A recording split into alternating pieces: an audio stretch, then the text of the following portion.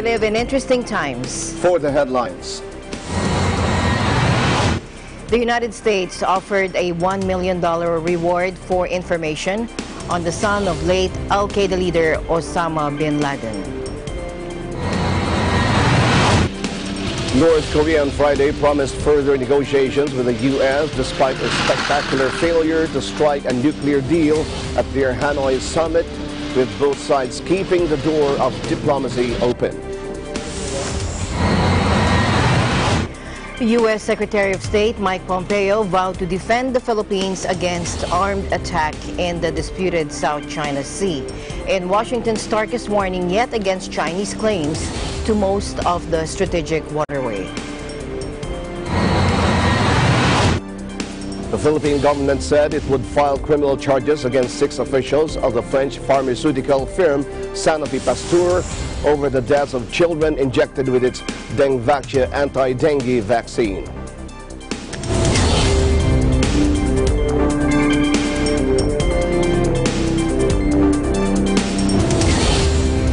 I'm Alma Angeles, wherever you're watching from around the world. Thank you very much for joining us. We welcome our viewers here in the Philippines and around the world. Good evening, everyone. I'm Sam Cepeda. And now to the news.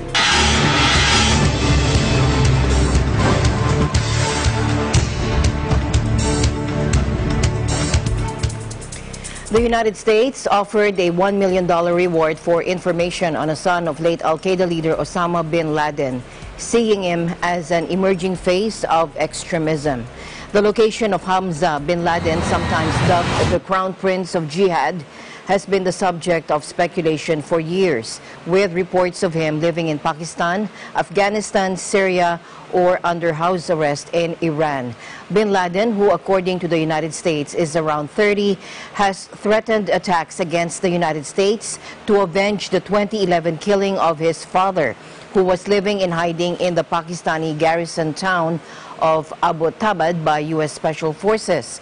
U.S. intelligence agencies increasingly see the younger bin Laden as successor to his father for the mantle of global jihad, especially as the even more extreme Islamic State group ISIS down to its last sliver of land in Syria.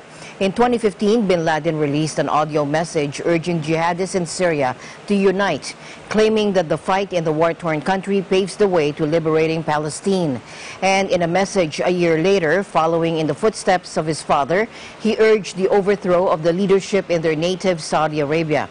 Osama bin Laden's 3 surviving wives and his children were quietly allowed to return to Saudi Arabia after his killing. But Hamza bin Laden's whereabouts have been a matter of dispute. He is believed to have spent years along with his mother in Iran, despite Al-Qaeda's strident denunciations of the Shiite branch of Islam that dominates the country.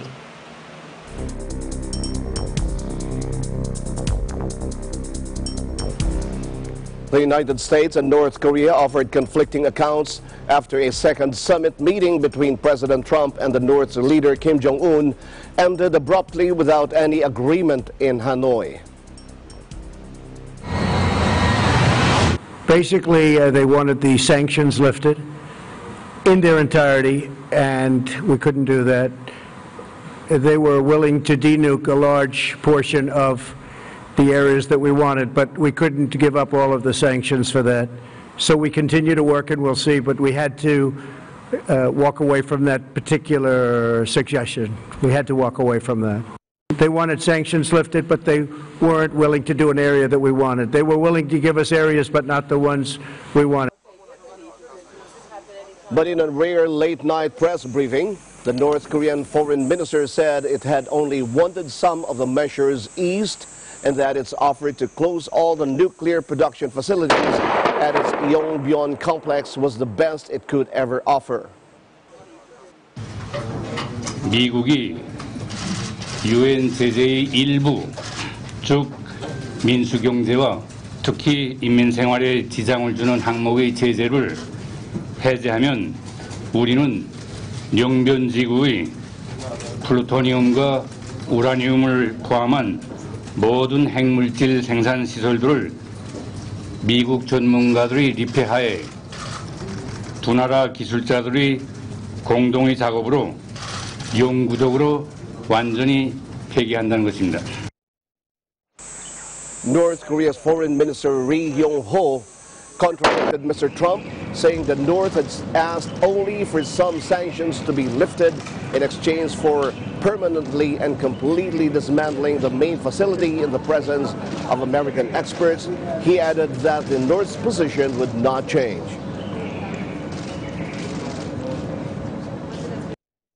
우리의 이러한 원칙적 입장에는 추호도 변함이 없을 것이고 앞으로 미국 측이 협상을 다시 재개하는 경우에도 우리 방안에는 변함이 없을 것입니다. Despite the deadlock, the North officials KCNA news agency reported that the two leaders had a constructive and candid exchange. Trump said that Mr. Kim had pledged to maintain a halt on nuclear and ballistic missile tests. That is now in its 16th month, and that the negotiations would continue. Analysts say the failure to reach a deal in Hanoi does not herald the end of negotiations. It was not the outcome I expected, and I don't think it's the outcome anyone else would have expected. But I don't think it's a disaster, and it doesn't end the dialogue process. There'll have to be some rebooting, and I would expect after a period of relative quiet that lower level talks will begin again, but we'll have to wait and see.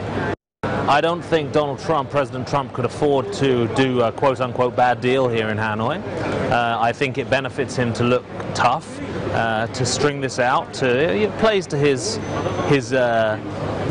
self-image with his base of someone who doesn't do bad deals. For the North Korean leader Kim Jong-un, I think there's a conservative faction back in Pyongyang that doesn't want to see the American flag flying over a liaison office there in the North Korean capital, for example. So for that group back in Pyongyang, what's happened today will be absolutely fine. So I'm not saying it's what they wanted to happen here today, but it's not so bad for either leader, I suspect. We did expect there to be something. That there isn't is therefore a bit of a surprise.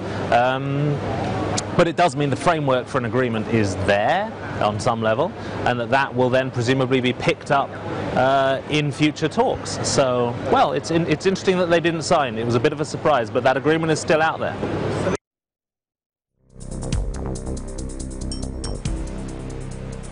Meanwhile, South Korea's President Moon Jae-in said the Trump-Kim summit in Hanoi made meaningful progress despite it breaking up without a nuclear deal. Now, Moon spoke at a ceremony commemorating the 100th anniversary of the March 1st independence movement against Japanese colonial rule. Take a look. 베트남 하노이에서의 2차 북미 정상회담도 장시간 대화를 나누고 상호 이해와 신뢰를 높인 것만으로도 의미 있는 진전이었습니다. 통일도 먼 곳에 있지 않습니다. 차이를 인정하며 마음을 통합하고 호혜적 관계를 만들면 그것이 바로 통일입니다. Both North and South Korea are united in their shared resentment of Japan's brutal 1910 to 45 colonial rule over the peninsula. The no-deal outcome from Hanoi will have been a huge disappointment for the South Korean president, who brokered the talks process and had touted the summit as a remarkable breakthrough for peace negotiations on the Korean peninsula. Moon had been set to unveil details of new economic cooperation between the two Koreas this week, and now faces major questions over his dovish approach, but signaled he would not change track.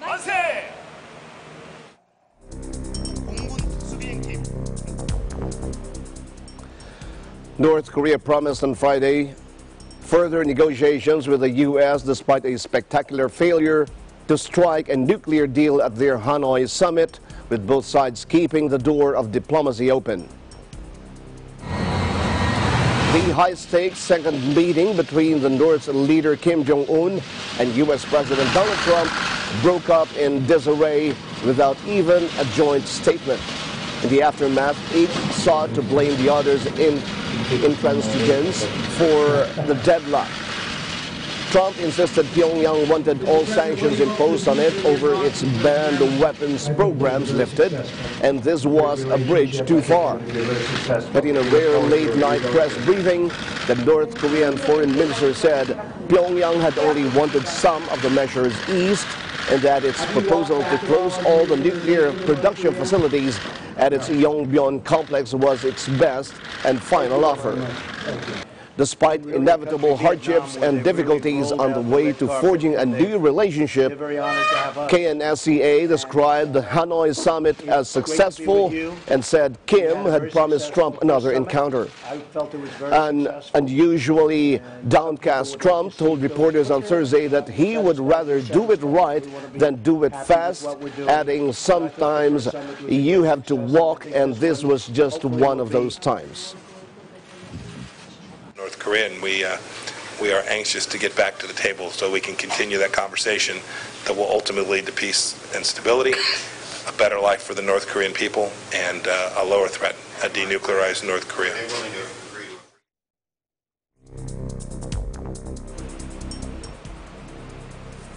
Meanwhile, Beijing expressed hope that the U.S. and North Korea will keep talking, saying the nuclear issue will not be solved overnight after a much-anticipated summit in Hanoi ended without a deal. Take a look. 这些评论中呢，朝美双方都表达了保持接触、继续对话的这么个积极意愿，对此中方表示欢迎。实现朝鲜半岛无核化和持久和平，这个是大势所趋，也是国际社会的普遍期待。总的看呢，经过各方的共同努力，通过对话政治解决半岛问题，这个大方向已经非常明确。China is Pyongyang's sole major ally, and North Korean leader Kim Jong-un traveled across the neighboring country by train to his second meeting with U.S. President Trump, which ended ahead of schedule Thursday without any joint announcements. Kim met with Chinese President Xi Jinping 4 times in the past year, most recently in January. It is unclear whether the North Korean leader will see Xi when he takes the train back across China to return home, as the route is a tightly guarded secret. I don't know.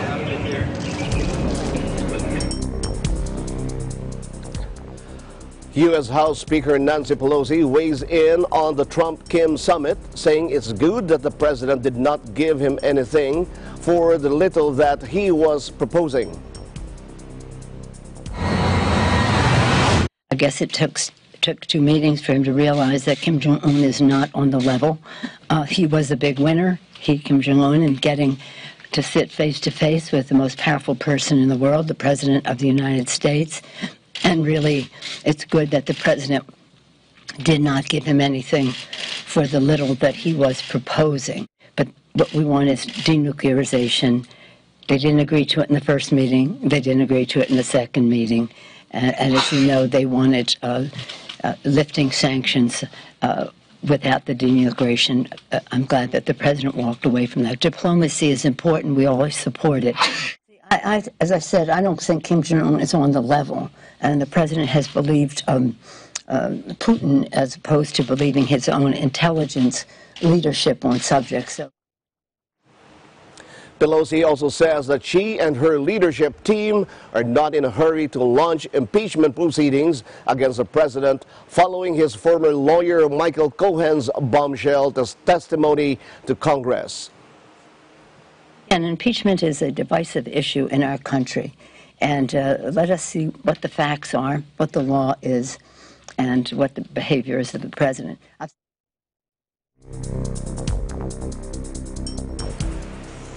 Meanwhile, North Korean leader Kim Jong-un kicked off an official visit to Vietnam on Friday, 3 days after arriving in the country for a nuclear summit with U.S. President Donald Trump that ended deadlocked. Kim put aside the troubled negotiations for the pageantry of a formal diplomatic occasion in Hanoi, where, accompanied by his sister and close aide Kim Yo-jong, he was received by Vietnam President and Communist Party chief Nguyen Phu Trong.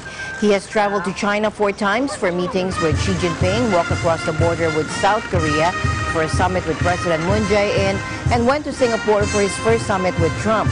But for protocol purposes, Kim's trips do not rank as state visits, as he's not North Korea's head of state.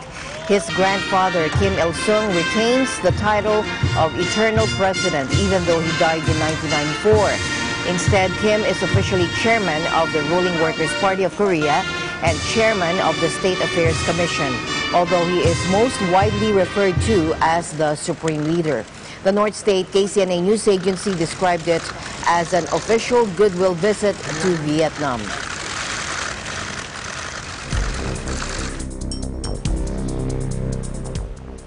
President Rodrigo Duterte and United States Department of State Chief Michael Pompeo met on Thursday night and discussed various topics of mutual interest, particularly on security cooperation in the Indo-Pacific region. They reaffirmed the long-standing U.S.-Philippines alliance, discussing ways to improve cooperation on regional security and counter-terrorism, State Deputy Spokesperson Robert Palladino said in a statement. The Secretary and President Duterte also exchanged views on ongoing efforts to achieve the denuclearization of North Korea. Pompeo arrived at the Villamor Air Base in Pasay City at 8:36 p.m. on Thursday and was welcomed by U.S. Ambassador to the Philippines, Sung Kim, and Senior Bureau Official for the U.S. Department of State Bureau of East Asian and Pacific Affairs, W. Patrick Murphy.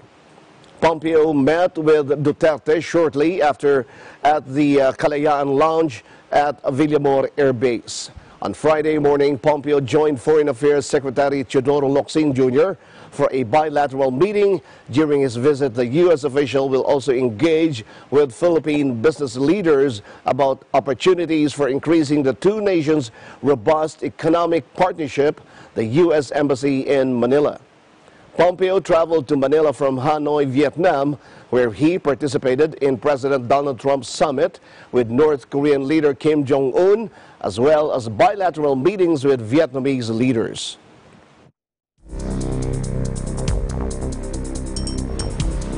And U.S. Secretary of State Mike Pompeo vowed to defend the Philippines against armed attack in the disputed South China Sea, in Washington's starkest warning yet against Chinese claims to most of the strategic waterway.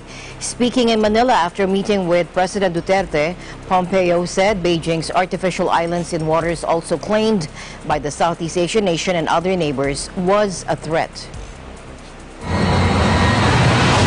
As the South China Sea is part of the Pacific, any armed attack on Philippine forces, aircraft, or public vessels in the South China Sea would trigger mutual defense obligations under Article 4 of our Mutual Defense Treaty. Our commitments under the treaty are clear. Our obligations are real, and the South China Sea is certainly part of an important body of water for freedom of navigation. I think the whole world understands that the Trump administration has made a true commitment to making sure that these seas remain open. Pompeo's comments mark the first time any U.S. official had publicly stated Washington's intent to defend its poorly armed allies, specifically in the Flashpoint Sea. A 1951 U.S.-Philippine Mutual Defense Treaty committed Manila and its former colonial master to come to each other's aid in case of an armed attack in the Pacific area on either party. Senior Duterte officials have called for a review of the pact because they were unsure whether it applied to the maritime role. The United States has said it's not taking sides in the dispute over waters claimed by China, the Philippines, Brunei, Malaysia, Taiwan, and Vietnam.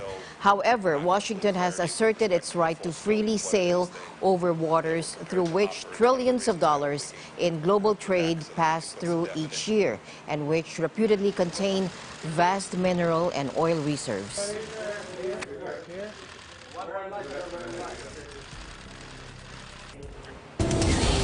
More news will be coming your way when Eagle News International returns.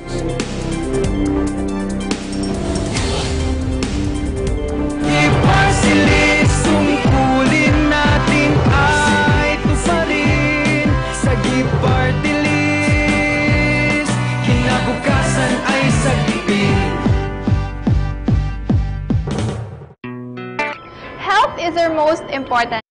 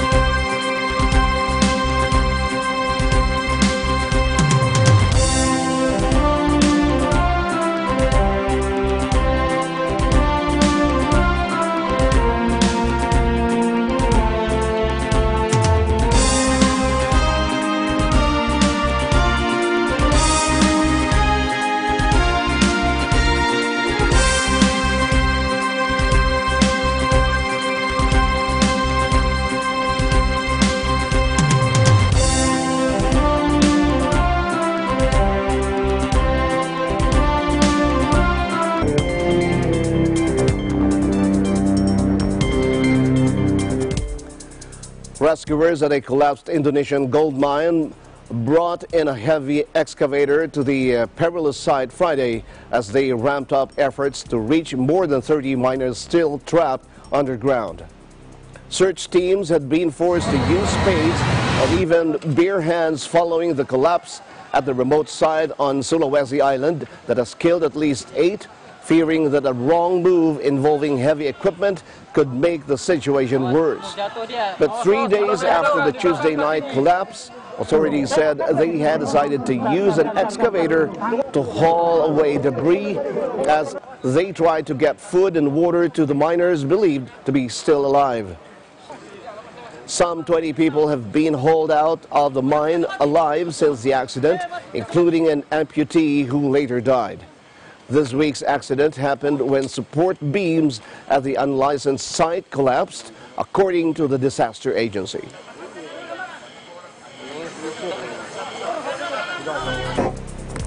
Venezuela's opposition leader Juan Guaido vowed to return home in the coming days, despite threats from President Nicolas Maduro's regime, as he continues a tour of regional allies to rally international support.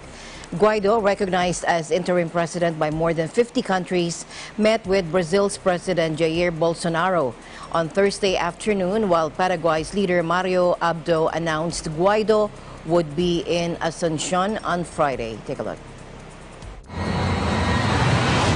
Sí, gracias por la pregunta. Como saben, he recibido amenazas personales y familiares, pero también amenazas de encarcelamiento por parte del régimen de Maduro. Aún así, eso no va a evitar nuestro retorno a Venezuela este fin de semana, más tardar el lunes. Tenemos todavía una agenda internacional que seguir, que anunciaremos en las próximas horas con detalle, la precisión, pero... After flouting a travel ban by Maduro's regime, Guaido went to Colombia last Friday, where he met President Ivan Duque, as U.S. Vice President Mike Pence, Abdo, and Sebastián Piñera of Chile.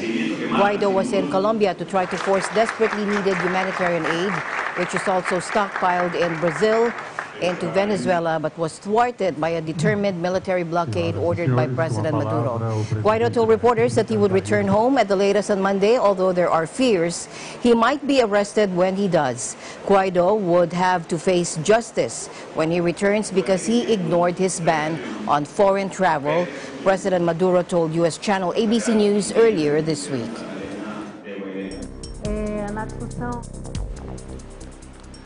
The Chinese and Russian foreign ministers voiced their opposition to military action in Venezuela on Wednesday, as President Nicolas Maduro faces increasing pressure from the United States to step down. Не менее нас озабочены перспективой силового решения. И не случайно руководство Бразилии, например, уже заявило, что они не будут, Соединенным Штатам следует прислушаться к мнению самих стран региона. И прежде всего мы рекомендуем сконцентрироваться на тех идеях, которые содержатся в так называемом механизме Монтевидео, который был сформирован Уругваем. Президент Мадуро уже не раз высказывал свою готовность к такому диалогу. К сожалению, господин Гуайдо и его окружение отвергают подобные предложения и требуют исключительно удовлетворения. 委内瑞拉问题的本质是委内瑞拉的内政，应当由委内瑞拉的人民在宪法和法律的框架下，通过政治对话来找到合法合理的解决方案。 Russia and China, which have had close relations with Maduro over the years, have repeatedly warned against any foreign interference in Venezuela, while Washington has backed the opposition leader. Russian Foreign Minister Sergei Lavrov repeated Moscow's assertion that the United States was using aid deliveries as a pretext to carry out military action in Venezuela. The United States is among some 50 countries that recognize opposition leader Juan Guaido as Venezuela's interim president, while Maduro still enjoys the diplomatic support of Russia and China. U.S. President Donald Trump has said that Washington is not ruling out armed action, while U.S. Secretary of State Mike Pompeo has said he was confident that Maduro's days are numbered.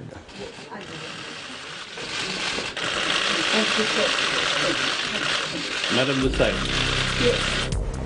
Meanwhile, Venezuela's blockaded border forced local people to use illegal trails to cross the Venezuela-Colombia border to reach the schools and shops they depend on. Take a look.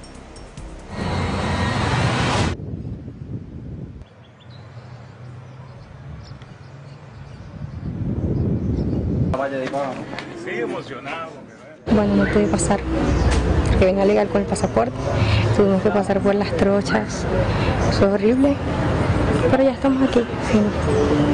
Prácticamente estamos sitiados, estamos en nuestro país cautivos. Prácticamente hay que salir de Venezuela por los caminos verdes porque no se puede transitar legalmente de un país hacia otro.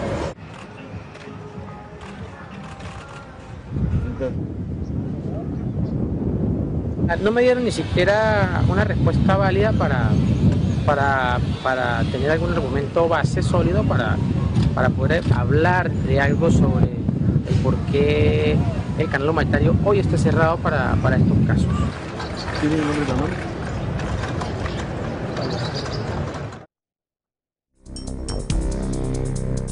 Meanwhile, this just in, Russia will maintain its support for Venezuela's government, including with aid supplies, Foreign Minister Sergei Lavrov says at a joint press conference with Venezuela's Vice President Delcy Rodriguez.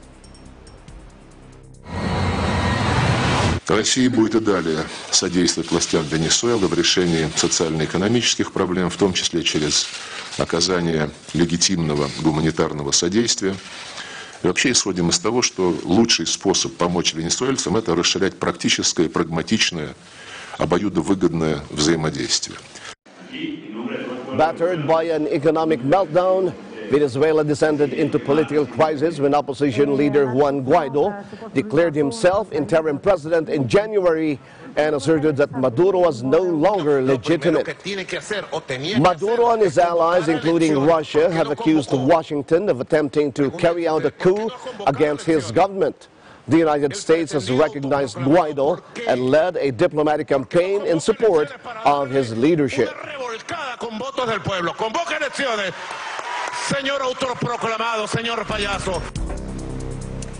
NATO Chief Jens Stoltenberg said the military alliance needs to be ready for a world with more Russian missiles after a UN warning that the global arms control system is collapsing. Take a look.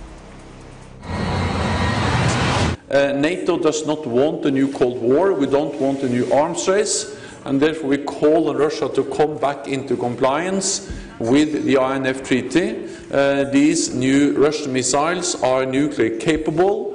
They can reach European cities. They are hard to detect, and they have little warning time, so they reduce the threshold for any potential use of nuclear weapons in an armed conflict, and therefore it is so important that we continue to call on Russia to come back into compliance. At the same time, we need to be prepared for a world without the INF Treaty and with more Russian missiles. The United States began the process of exiting the key missile treaty last month in response to Moscow's deployment of a new missile, the 9M729, that NATO says breaches the pact. In response, Russia announced its own withdrawal from the Cornerstone Treaty signed in 1987, which banned ground-launched missiles with a range of 500 to 5,500 kilometers. The crisis has sparked fears of a new arms race in Europe. Earlier this week, UN Secretary General Antonio Guterres warned that key components of the international arms control architecture are now collapsing.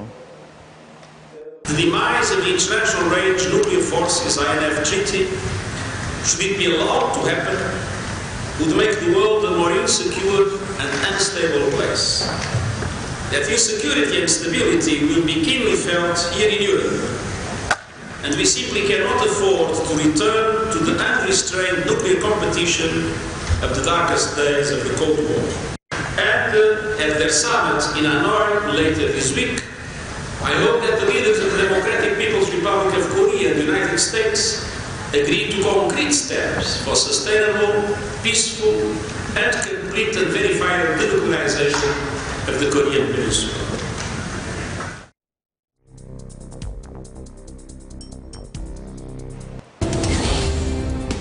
Eagle News International will be right back. Stay tuned.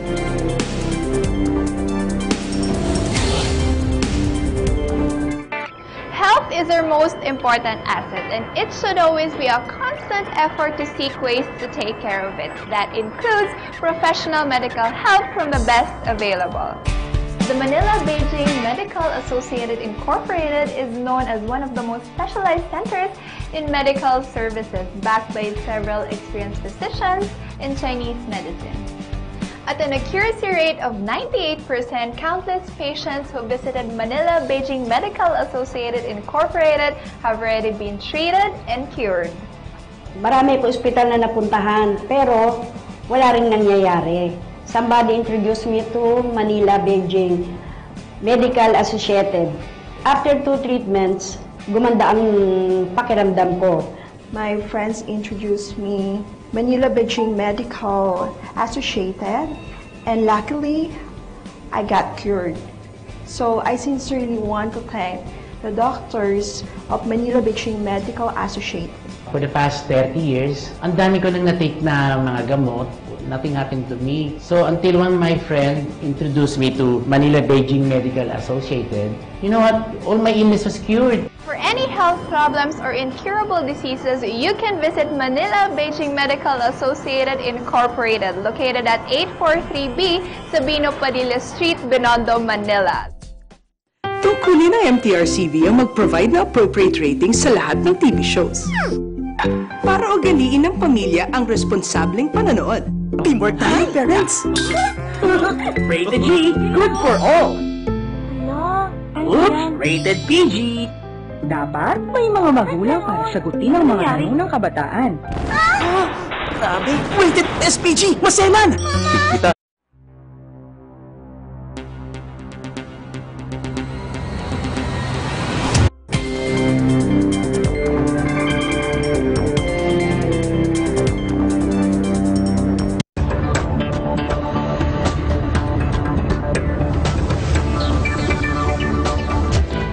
Low-priced National Food Authority rice will still be available in the market until the year end, and consumers will continue to benefit from cheaper imported rice with the passage of the rice tariffication law, the National Economic and Development Authority assured on Thursday. Certainly, the 27 pesos per kilogram rice will continue to be there because of NFA's buffer stocking and its continued unloading of stocks. In fact, it could probably even go cheaper once we have stabilized, normalized the market, and cheaper imported rice will come in, NEDA Assistant Secretary for Regional Development Mercedita Sombilia said in a press briefing. Sombilia said the NFA will be mandated to ensure the sufficient supply of buffer stocks of rice in the country.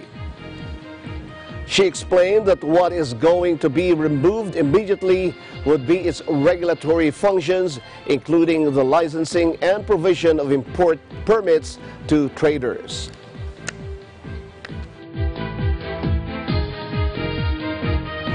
In other business news, the country's manufacturing score for February recorded a weaker growth compared to January's Purchasing Managers Index, or PMI, according to IHS Markit. IHS Markit's Nikkei Philippines Manufacturing PMI showed that the sector's score fell from 52.3 in January to 51.9 in February, which is the lowest in the past 6 months since August last year. IHS Markit economist David Owen said the slowdown in manufacturing PMI was mainly brought by softer demand from the domestic market. Order book volumes in February hit a 7-month low, IHS Markit reported. Despite the slower growth, the Philippines manufacturing sector had the second highest score in ASEAN, just behind Myanmar with PMI of 53.1. Export order grew for the first time in the past 6 months in February, signaling the improvements in the overseas market. The stronger demand overseas made firms to introduce new branches and machinery, supporting the output growth last month. Purchasing activity also accelerated in February, with stock of purchases slightly increased due to higher production requirements.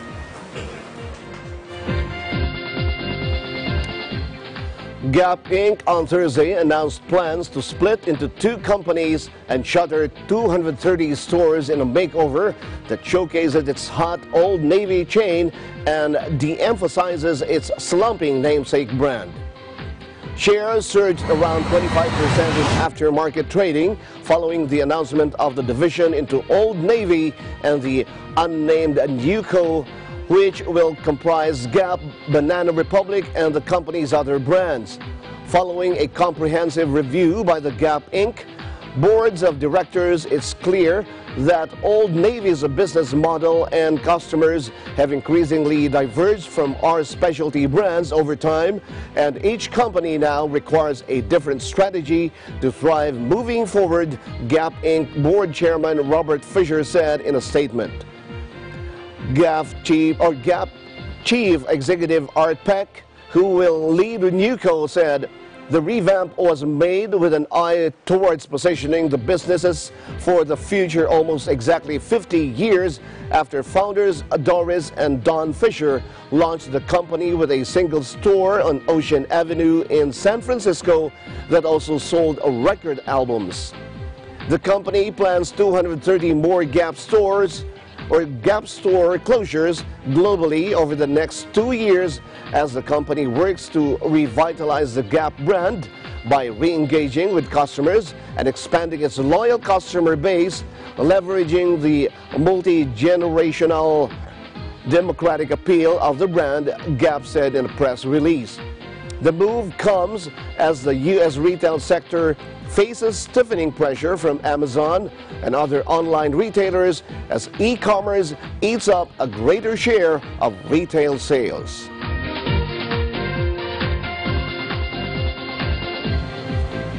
Subaru announced a global recall of 2.2 million SUVs, the biggest ever for the company, over a brake light glitch that could affect how the vehicle engines start. The company said it was recalling 306,728 units of Impreza and Forester in Japan, while the remaining 1.96 million vehicles will be recalled in North America and other regions. It is the biggest recall as far as the number goes, according to a Subaru spokesman. No accident has been reported in connection with the problem. The company said silicone gases that can come from cleaning products or cosmetics could coat part of the switch for the brake lights, interfering with the lights turning on properly and also engine ignition. The company said in a document filed with the Transport Ministry. The company didn't disclose the cost of the recall, but the Nikkei newspaper said the company expects it to be around 10 billion yen or $90 million US.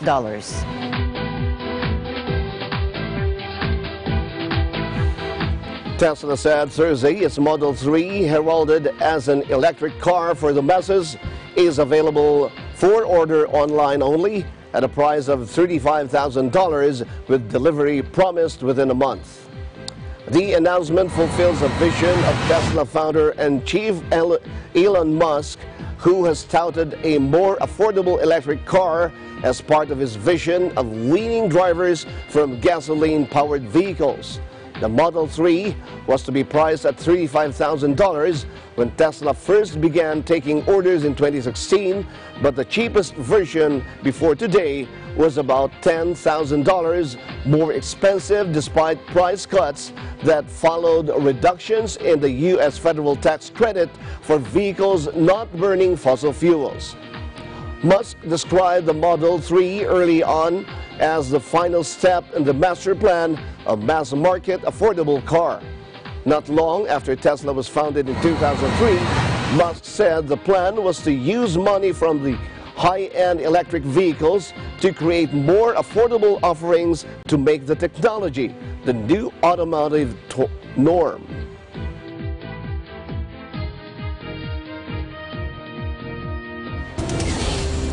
We'll be back with more news right after this break.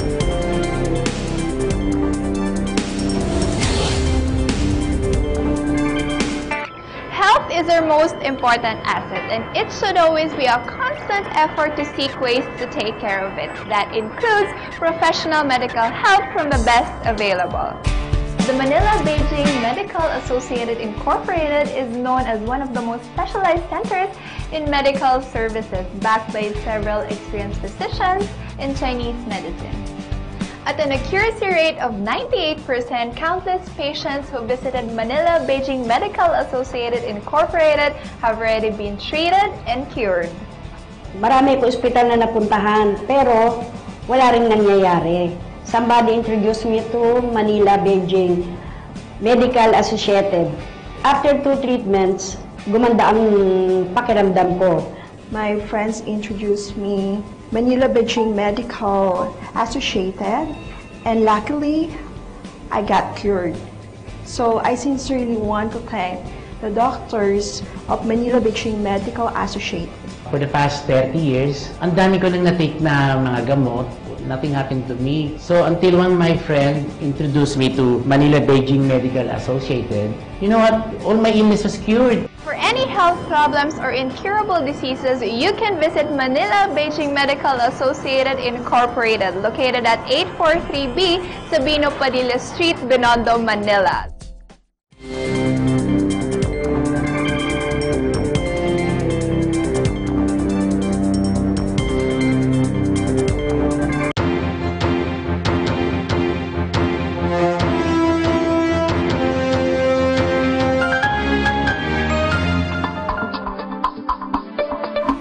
Just 10 countries were responsible for 3/4 of a global surge in measles cases last year, according to the UN Children's Agency, including one of the world's richest nations, France.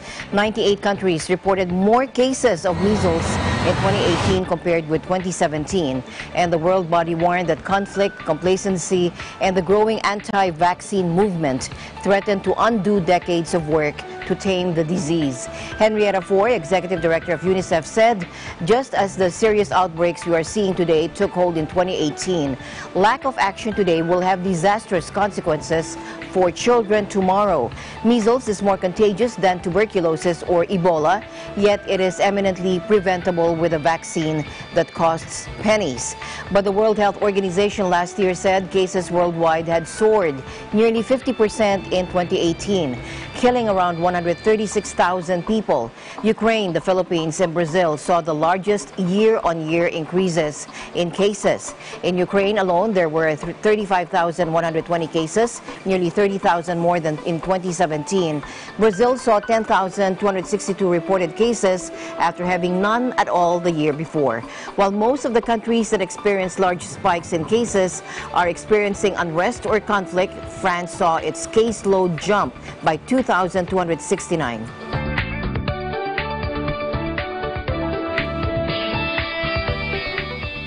The Philippine government said it would file criminal charges against 6 officials of the French pharmaceutical firm Sanofi Pasteur over the deaths of children injected with its Dengvaxia anti-dengue vaccine. The Philippines in 2016 was the first nation to use Dengvaxia in a mass immunization program, but Sanofi disclosed a year later that it could worsen symptoms for people not previously infected by the dengue virus. The disclosure sparked a nationwide panic, with some parents alleging the vaccine killed their children. The controversy also triggered a vaccine scare that the government said was a factor behind measles outbreaks that the UN Children's Fund said have killed 203 people so far this year. The Justice Department said on Friday its prosecutors found grounds to hold Sanofi officials criminally liable, and that charges of reckless imprudence resulting to homicide will be filed in court, but gave no time frame. The department said the charges were based on an investigation into the deaths of 10 children, adding with other complaints were still being probed. The department said the crime is punishable by up to 6 years in prison. Company officials could not immediately be reached for comments. Sanofi has repeatedly said the vaccine is safe, noting in a March 2018 statement, no casual or no causal-related deaths were reported in 15 countries after clinical trials conducted for more than a decade with 40,000 subjects involved. Current and former officials of the Health Department will also be charged, the Justice Department said, adding complaints against two other Sanofi executives were dismissed.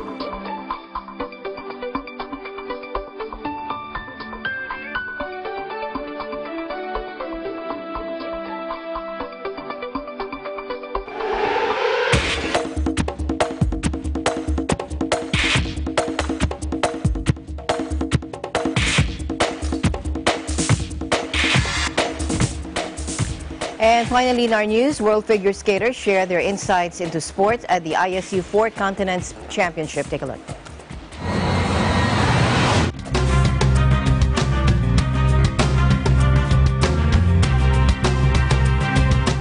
The ISU Four Continents Figure Skating Championships return to the United States. Landing like a well-executed triple axel jump at the Honda Center in Anaheim, California.